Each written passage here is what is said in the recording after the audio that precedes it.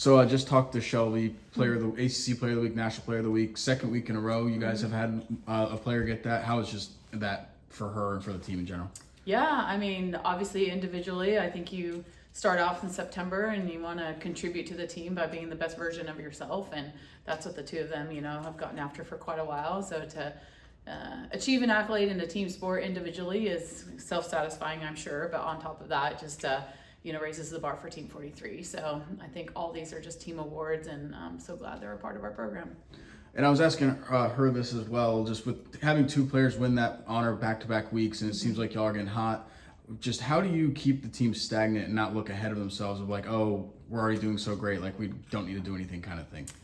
Yeah, I mean, I think as veterans, you know how hard the season is, and you appreciate, how hard weekend series are, and especially when teams know you inside and out by Sunday, and being able to have quality at-bats and just get smarter and better, I think is a veteran part of, what Shelby and Issa are doing right now. So, I think that, you look at the beginning of the year and where you want to be, and we all want to be in Oklahoma City at the end of the year. So you've got to be able to be consistent. So I think stagnant is the word we want to avoid, and consistency and growth is the words that we want to embrace. And, can we be consistent and being productive in our at-bats? And then can we keep growing and getting better individually and as a team?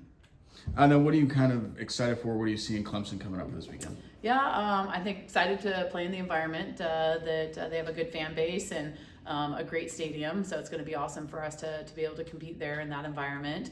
A good team, obviously faced them in the ACC tournament, when they were in scrap mode, and had a really good run, and they were super close to getting to the World Series, just dogfights there with Texas towards the end. So I know that, that experience is going to play for them in these moments. And, for our team, a lot of them have not been there. We have two seniors that have been there, but for our team not having been there before, I think for our freshmen to go on the road and learn, how do you win a series, and how do you prep yourself for game one of a series on the road? So just really excited about that opportunity.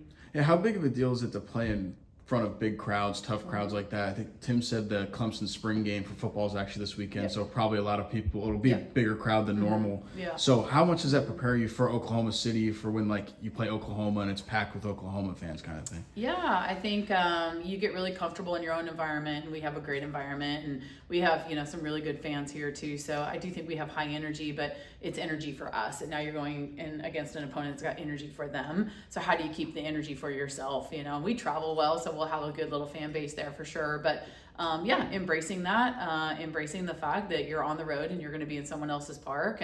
I think embracing the difference. You get comfortable here, the confines of your field, and so now you're going to somewhere else that you've never played before, and you got to get comfortable with some things that might be a little bit different from you, whether it's the field texture, the grass texture, the outfield, how far, how it plays, the wall, the height, the shortness of the wall, those kind of things. So I'm excited for us to grow as a team in that environment. Thanks.